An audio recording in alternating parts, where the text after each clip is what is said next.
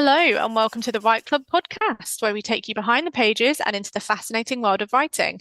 I'm Beth, and this is Mary, and we're part of the team at Writing Magazine and Writers Online. Hi, Mary, how are you? I'm really well, thank you. Let me tell you all about this week's guest. Julia Bell is Professor of New Writing at Birkbank, University of London. She is the author of three novels, a poetry collection, and the acclaimed essay Radical Attention. Her work has been published in the TLS, the New Statesman, the Paris Review, and Prospect, as well as broadcast on the BBC. She has given talks and workshops across the UK and internationally for the British Council. Her latest book, Between the Lines: Life Lessons from the Creative Writing Workshop, is out now. Yes. Hello, Julia. Welcome to the Write Club podcast. Hi, thanks for having me. Oh, it's so great to have you here. And are you in your usual writing space? I'm in my home office, but I actually wrote um, this book. Well, I wrote Radical Attention in my shed when I lived in it before I moved into this house. And I wrote Between the Lines in my office in Bloomsbury, which is in Gordon Square, which is a very nice office looking out over the park. And I recently had to move from the office, and I wrote a very sad office essay about it um, because they're refurbishing the building. So they've put me in some outpost somewhere. And like everybody, after the pandemic, I sort of do a mixture of working from home and working in the office. But I really like working out of the house when I'm doing some writing. There's something about, and I think one of the things about writing is that it's so portable. You can take your laptop or your notebook and go and sit in a cafe and you can kind of write anywhere. So it's a sort of practice as much as it is a question of place. But I do associate certain places with certain books. There are particular places where I wrote. So Hymnal, my memoir in verse, I wrote a lot of that actually in the Writing Centre in Wales, where I went and did some courses myself as a student. So I think it's quite interesting the relationship between writing and place. I think there can be particular places that are more creative, maybe, or more inspiring than others. And this office is lovely. I love this space that I've got here in the house. But I haven't written a complete book in this space yet. I only moved recently, so Hmm. we'll see what emerges. Maybe my next project. Yeah, that sounds like a great plan. And for anybody, I mean, anyone listening who is unfortunate enough to not be able to see what we can see right now, there is a stunning bookcase full of books behind Julia. So that is, yeah, the perfect place for you to sit and write, I guess. It's a place for reading as well, I think. I kind of come in here and sit and read because it gets a little the sun in the afternoon. So I actually do more, maybe I do more reading in this office and I do quite a bit of my Birkbeck work here too, some of my supervisions and so on. Oh, brilliant. Yeah, it looks lovely. I thoroughly enjoyed your book, Between the Lines, and would highly recommend it to anyone interested in writing, storytelling, group dynamics, and actually just being a human. Would you mind giving our listeners a brief description of the book? Yes, I mean, so Between the Lines is a book about what happens in the creative writing workshop. So I didn't want to write a kind of how-to craft book, although there is lots of writing advice in it. I wanted to take the reader inside the workshop. So it's much more of a description of what I see as a teacher when I'm running a class and I have a group of really different students, diverse students sort of sitting in front of me and sharing their work. And I think it's a book about attention and vulnerability and kind of what we teach each other when we're trying to make something together. And it's built around portraits of the students that I've taught over the decades. Um, so it's more of a kind of live action classroom experience. And I remember one of the sort of inspirations for writing it was that years ago when I was at UEA, in the days when reality TV was beginning to take off, I think it was just before Big Brother had happened. This production company came to UEA and they were very excited and they thought it would be a good idea to do a TV series based on the workshops at UEA. And of course, everyone threw up their hands in horror and went, "Oh no, that can't happen." Apart from the fact that it's an issue with privacy. There was also the issue that I think people were like, "Well, how is this going to be dramatic?" It is actually just people sitting around talking. It's going to be difficult to make this into something that has lots of action.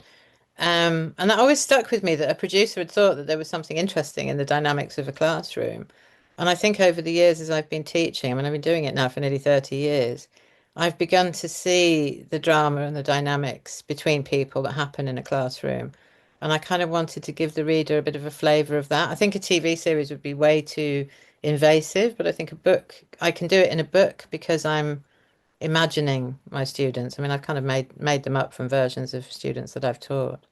Yeah, at one point you say, surely the point is to look at life in all its messy complexity. And it's evident from the book that the writing groups are like microcosms of society, people that wouldn't usually meet, learning to be vulnerable and open with each other whilst exploring, tricky themes and their own biases, etc.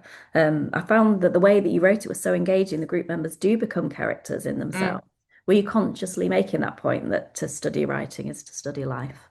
Yes, absolutely. I mean, I think that was really what I was trying to do. I'm really glad that you got that from the book because that was entirely the point, is that it's, and I think, that once you start to describe the dynamics of a workshop consciously, the group is the subject as much as anybody's draft of writing is, because the way that somebody is responding to the feedback or the problems that they're bringing up in class um, can often say quite a lot about a person in a way that maybe they didn't initially intend.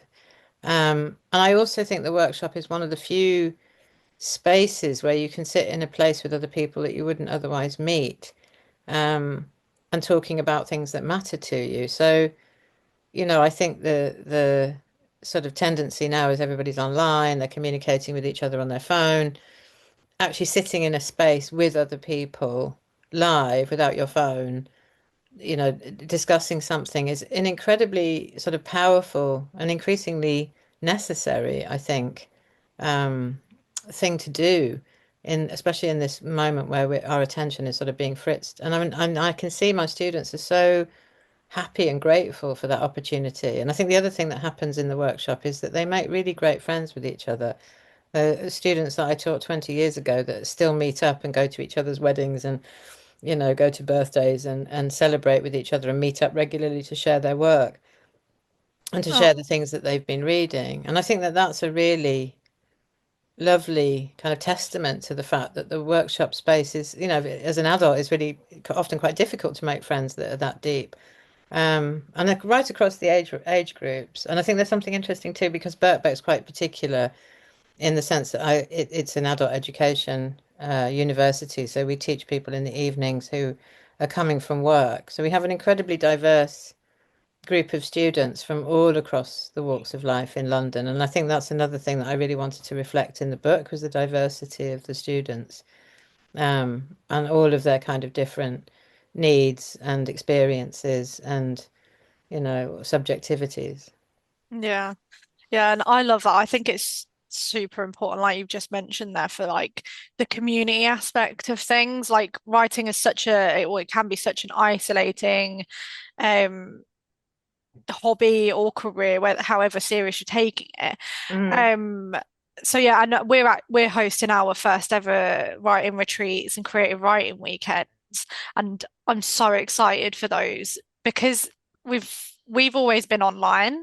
We've never done really in-person Mm. events, so it's going to be so nice to actually get to meet everybody, and see the conversations that happen. So yeah, I think yeah, I completely agree with you. It's so important to have that community and that possibility to actually have a conversation with somebody. And like you say, even just like chatting about what you're reading Yes. or like it doesn't have to be constantly bouncing ideas off of each other or trying to help each other, but just like what did you have for dinner last night?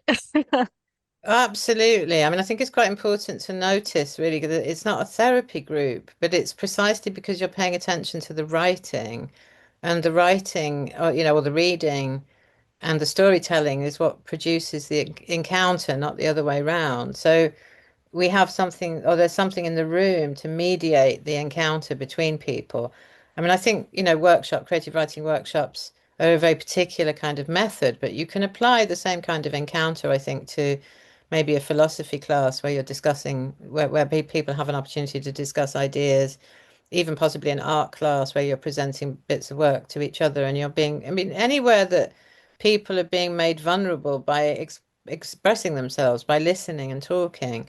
Um, and that there's a focus for that isn't just, this is my kind of life story. It's more, this is me trying to express something about how I see the world, Mm, which is really what I think the writing workshops are about. They're about us trying to tell stories, whether they're true or invented, about how we see the world. And you start to see how differently everybody else experiences things, but also you start to see the common spaces between us. You're like, oh, yeah, that happened to me too. Oh, yeah, I felt like that. Mm, So it has this ability to both allow people to express and experience their individuality, but at the same time, kind of acknowledge that we have a lot of things in common.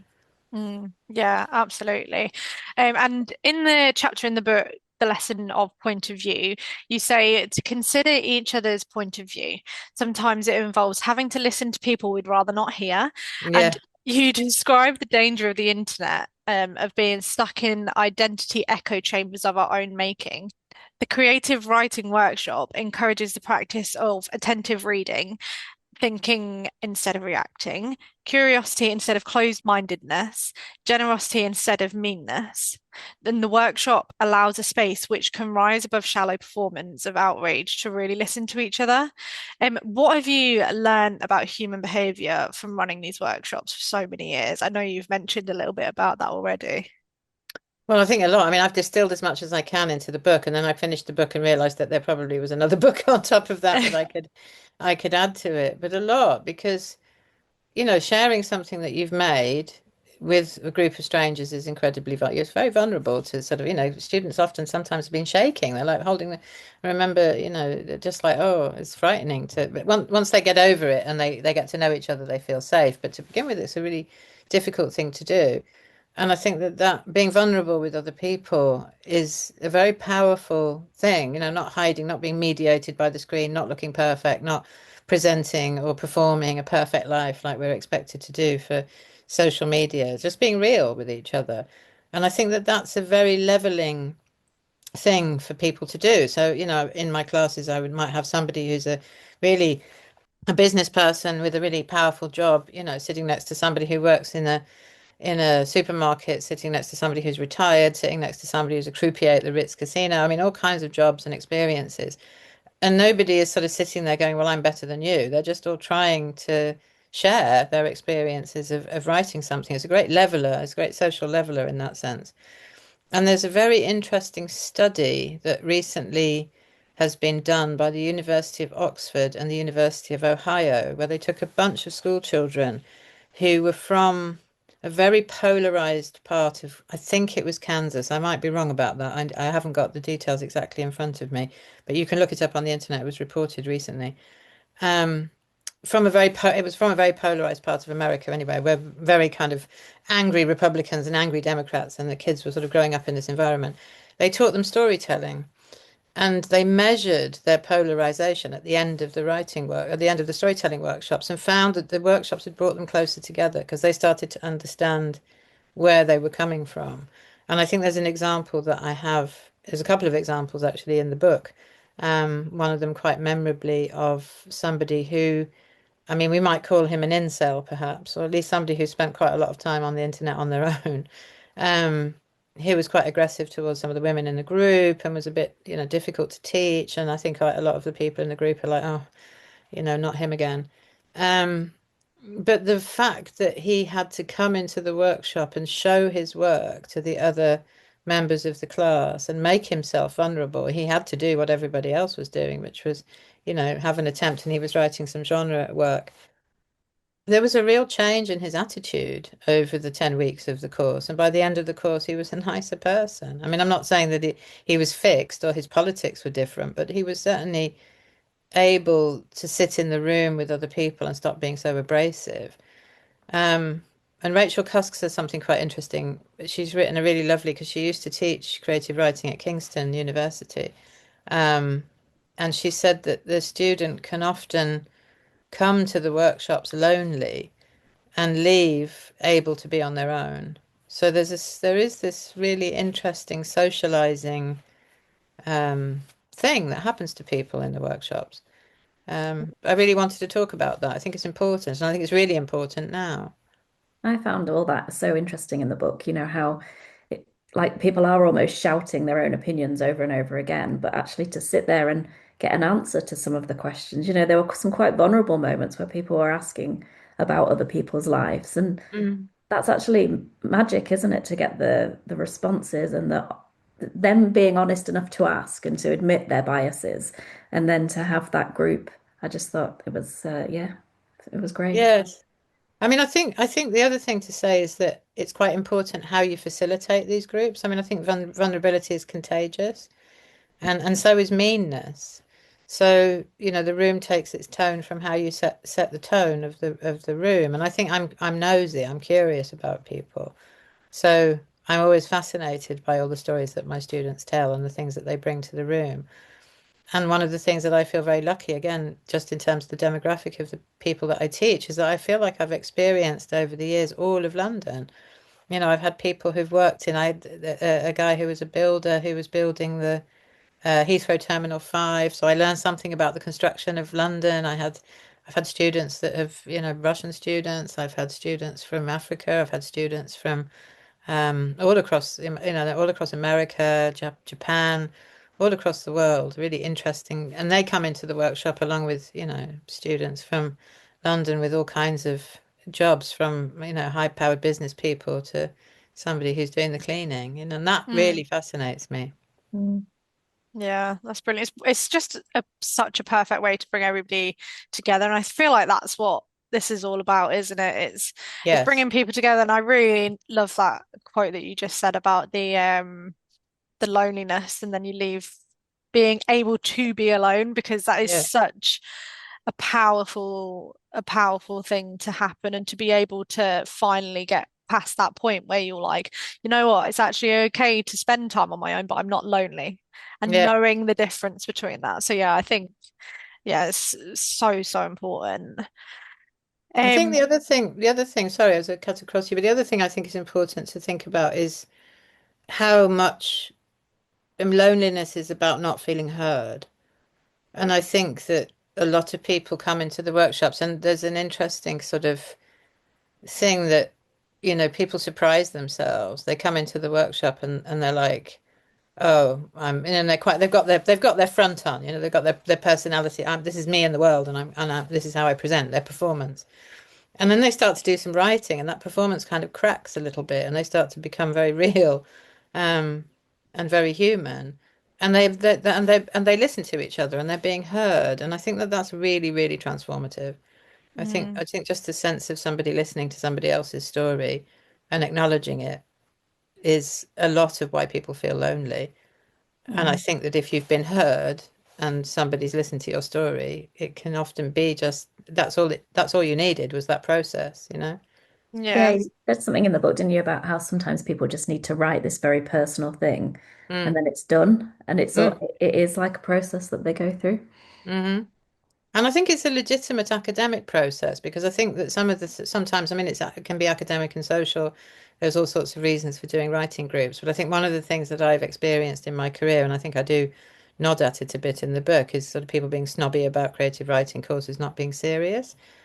And I think that increasingly in the age of AI, where all of our thinking allegedly is being outsourced to this machine, it's even more important than it ever was before to have spaces where we can sit together and actually have thinking. We can think aloud, we can think together, we can talk together with a very clear focus. We're focusing on a piece of writing, we're looking how it's constructed, we're looking at the sentences, we're looking at the philosophy, we're looking at the psychology, we're looking at the politics, we're looking at all of the things that go into making that piece of writing a story and how it's written, and we're thinking about craft and all of the other things that are important Mm. to the piece of writing. But yeah, so I think it's really important in this new technological age to have a space that isn't mediated by the machine. Yeah, definitely. And you're actually hosting a webinar with us, aren't you? The Yes, Creative Writing and AI workshop. yes. So I guess obviously just speaking about AI, what is it exactly in that you're going to be covering in terms of like what are people going to get out of that? Well, I think the thing I really want to pay attention to, well, it's lots of things I want to pay attention to. Attention. So I want to think about what it means to be a curious mind in the world and to pay attention to the world that you live in and what you see around you and how you might narrate that to yourself and the stories that we tell ourselves. The machine can't tell us our stories about our lives. It can't. It can't do that. It isn't embodied. It's It's a set of software and algorithms. It sort of does a good job of pretending to be a human, but it's not human. So I think it's quite important for writers to make a distinction between the kind of attention that a machine can pay to the world and the attention that a human being can pay to the world. So I think I want to think about that a little bit. But I also want to think about voice, because I think in this moment, one of the things that's really going to help writers differentiate themselves from the stuff that comes out of the chatbots is a human voice. And even more than ever, I'm not fussy about spelling and grammar. In fact, sometimes I think, misspellings and funny grammar are actually part of a writer's voice. It's important to hang on to some of those things sometimes. Um, so I want to think a bit about how we develop a voice and how I think more than ever, having a strong voice matters because it differentiates you as a writer from the kind of flattening effect of the sort of chatbot stuff. So Mm, that's the sort of thing I want to think about. amazing. I'm really excited for that webinar. I'm really looking forward to hearing all of your powers of wisdom. Thank you. And I love the use of this quote from Simone Weil. To notice is a required state of being for the creation of a story. Attention span is something that comes up in discussion a lot these days, and I think you've actually mentioned it a couple of times as well.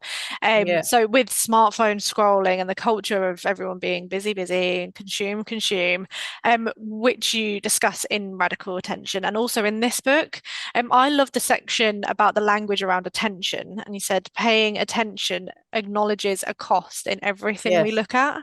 Could you talk to us a little bit about this and if you've noticed that this is more of an issue or struggle for your students in recent years? Yes. I mean, I think it's quite revealing, isn't it, that phrase paying attention, because it Mm, suggests that attention is a finite resource, it's extractable. It's attached to money. We've kind of internalized it as an economic model. Um, and I don't think that the internet invented that, they just monetized it. So, we've always, whereas in other cultures use different words to talk about attention. So in Spanish, it's giving attention, which I think is interesting. Prestar atención. So there's something interesting about the way different cultures use language to think about, and it's interesting that in English it's paying attention. So there's a cost attached to it. I definitely think it's harder for students than it used to be to read a novel, and they find it difficult to sit with a long text. And I don't think it's because they're being lazy, and I think it's because their nervous systems have basically been retrained by the machine. So there was a recent case with Google and Meta. I don't know whether you caught on to that. It happened in January, or was it February? I think maybe there was a court case basically, and it was a trial by jury, and they looked at all the evidence, and they were like, yes, the algorithms are deliberately designed to be on social media, are deliberately designed to be addictive. And, there was a teenage girl, I think, who killed herself because she'd been going on Instagram and looking at pictures of people and, getting more and more unwell on the back of that. Um, so we know that this technology is actually being sort of leveraged against us in some way. It's a bit like the smoking scandal. For years, the tobacco companies were like, no, no, no, it's not us, it's you.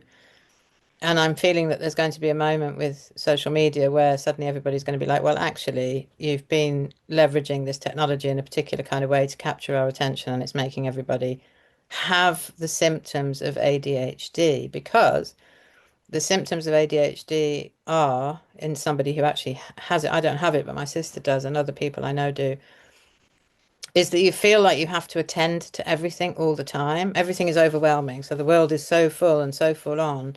You don't know what to look at, and you're just completely overwhelmed because there's too much going on. And I think that the combination of having in your pocket access to absolutely every bit of information that you could ever want to have, plus the algorithms kind of showing it to you in this particularly addictive way, means that our brains are just like in this constant moment of being fritzed. We're constantly, which means we can't actually think or concentrate. It's really difficult for the students to, and one of the things that they say quite often about the workshop is it's great because you've got 2 hours or 3 hours of just sitting together and talking and nobody's looking at their phone. There isn't, the knowledge is being shared between us, and there's a kind of different rhythm, and there's a different, the concentration is different. It's not at the rhythm of the technology, it's at the rhythm of speech and at the rhythm of human behavior, which I think is really important to acknowledge. And I also think it's important not to be nostalgic about pre-internet times and think, oh well, yes, everybody had more attention span then. It's totally recoverable. It's totally, people are totally able to concentrate. I think it's just because the technology has got us into this state of mind, which is that we've always got in the back of our mind, and I have it, I'm aware of it in my own mind, that I've always got, the phone is always there, it's always on, it could always be distracting me. But when I put it in another room, and one sometimes I put it in the fridge, um, and I can sit down and read, I forget Yeah. about it. I go into my body and I'm in such a different headspace and I'm in such a much better rhythm and I feel much better about myself. Yeah, definitely putting it away, not being able to see it, make it just if it's on the table in front of you, it's distracting, even if nothing's happening, you Yeah. know. So yeah, I'm the same. I have to put it in a different room and sit and read somewhere else, or yeah, go and do a class where I can't look at it. Yeah. Yeah. Learning to write well involves the same set of emotional and psychological skills as learning to live well, a Mm. capacity to understand cause and effects, and an ability to name and describe feelings, the ability to stand back and look at the bigger picture and your place in it, to see your own life in perspective. Do you have any exercises or techniques that our listeners could try to help with this? Oh, I've got loads of things. Where do we start? I How long think have we got? how long have we got? Yeah. Um, let's see. I think perhaps the first thing to do is, try to write before you open your phone. So the three things that you notice each morning before you even look at the screen, just write them down. And I think after a month, you'll see your own attention has started to shift because you're not looking at your phone first thing in the morning. So I would say that might be an exercise that's worth trying out. Would you say doing that with like pen and paper? Yes. Oh, Yeah, yes. not Yeah. even screen or No anything. screen, pen and paper, Okay. get a notebook and just, get your coffee, sit down and just just one page of noticing. And you'll find that the rhythm of your brain will be better for it. It will like you better. You'll feel calmer. And the interesting thing to begin with might be that you have an itch to look at the phone just in case somebody's messaged you. And 95% of the time, nobody will. It's just Mm. because the phone has trained you to think that you should be looking at it. Um, I think reading something aloud is a really good way, reading your own work aloud or somebody else's, but your ear often catches things that you miss when you're reading with your eye, even if it's just a paragraph. Um, I think trying to think about feelings and being more precise about your descriptions of them. So rather than just saying sad, what kind of sad or where in the body do you feel it? What kind of thing does that feeling sort of want? I think those sorts of exercises are quite good at drilling down into what's behind something. And sometimes it might even not be the feeling that you think it is. Um, and then there's another interesting exercise that I often ask my students to do, which when we've done an exercise in class, particularly, which is to look at a passage of their writing and think what they could add to it. What's not there? What did you choose not to say? Or what did you see in your mind when you were writing it that you didn't put on the page? And that can often produce all kinds of interesting things because we have an image, quite often we have ideas in our mind when we're writing, and you don't have, you're writing, but your brain is going faster than your capacity to write sometimes, or there are images in your head and you didn't quite get to that sentence and the exercise stopped or you stopped writing. So it can be quite helpful to go back to something and think, oh yeah, what was my thought process? What were the other things that I could say, especially with descriptions. When you're writing a description of a place, you can often find another couple of sentences in that kind of exercise. Amazing. That kind of links into something else that you said in the book, which was close reading can show us how a piece is made. To learn Mm, to write well, we must observe the stitching, the framing, and the choices of colour and the omissions, which you've just mentioned. How can yeah, we learn to be better, more observant readers? I think slow down. Like read a paragraph a day. Sometimes perhaps will teach you more than reading a novel if you skim it, or read short stories and read them slowly. I think read the openings of things. I think often the first page of a book shows you, because I always say to students, one of the interesting things about writing a beginning is that you write it last when you know what you're going to promise to the reader. So you know what the finished product is going to be. And quite often they think, oh, the beginning has to be perfect before I write the rest of the book. And I'm like, no, no, no, you write. I mean, I learned that the hard way with my first novel because I think I spent about 4 years writing the first 10,000 words obsessively. And then I got to the end of and then I wrote the last kind of whatever it was, 50,000 words of the book in about 3 weeks because I got so fed up with myself. I was like, come on, stop. Every sentence has to be perfect before I write the next one. Um, and then I wrote the rest of the book really quickly. And then I went back to the beginning and I was like, oh, the beginning doesn't work now because the story that I've gone on to write, it doesn't quite work as an opening. And trying to edit that prose was like cracking ice because I'd polished it so much, it was almost impossible to get inside of. So I had to kind of ditch it and write it again from scratch. Oh, So wow. the beginning of something, I think, is a really interesting thing to read, sort of very slowly. Um, I think rereading also is really worth doing. Pick a book that you remember that you really enjoyed and go back to it and start to see how it was made. How has it been put together? Because that's quite often what we're doing in a workshop is looking at how something is made. How has it been put together? Yeah. Oh, I think that you've given us so much amazing advice there. So thank you. You're And welcome.